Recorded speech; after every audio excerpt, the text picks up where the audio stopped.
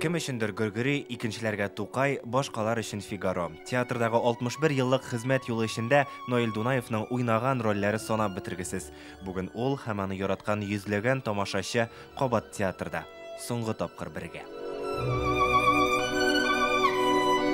Тумышы белән Зәй районы Әхмәт авылыннан ул, чын исеме Николай Дунаев. Ноэль исемен Мәскәүдә укып, Казанга Камал театрына эшкә кайткач ала. Кызларның колпакчыгына ярарлар.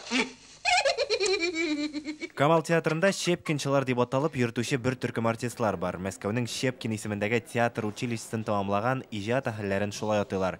60-нчы елларда Камал театры сәхнәсенә ташкын булып килеп кергән артистлар ул. Ноэль Дунаев шуларның берсе. Бүген аны озатырга иң якын иҗатташ дуслары да килгән иде. Щепкинчыларның хәзер инде кайберләре йомшаграк агачлар китеп барды. Монда имәннәр калган иде. Хәзер имәннәргә дә чират җитте.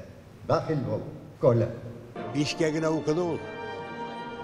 Гаҗәеп биергә ярата торган шундый нечкә күңелле актер булды ул безнең. Менә ул шундый нечкә күңелле, шундый хискә бирелә торган, шундый йомшак күңелле кеше иде. Сәхнәдә бердән-бер ирләр арасында ул җылап җибәрәдер хәтта.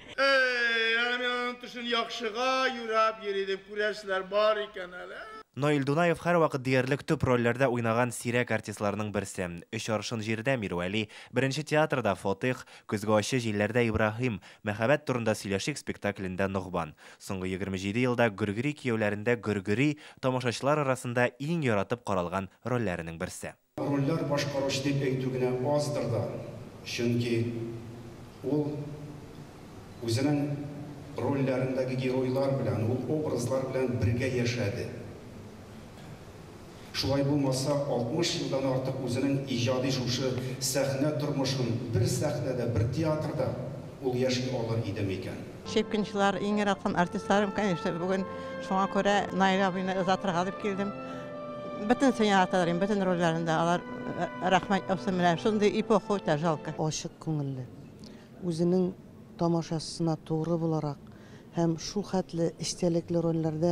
Ноэль Дунаев күп кенә танылган артистларның остазы да әле. Ул Казан мәдәният һәм сәнгать университетында актерлык осталыгы буенча укыткан. Гомумән, бар кешедә белеп бетермәгән сәләтләре күп була аның. Тәрҗемәче.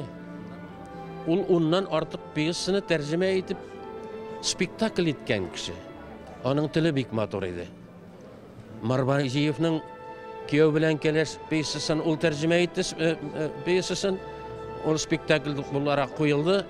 Аның теленә сокланасың. Тормышта умартачылык белән кызыксынган, балыкка йөрергә яраткан, тормыш иптәше Татьяна белән бер ул тәрбияләп үстерәләр. Ул шушы театрны да эшләгән зур шәхесләрне, хәзер эшләүчеләрне бик зур хөрмәт итте.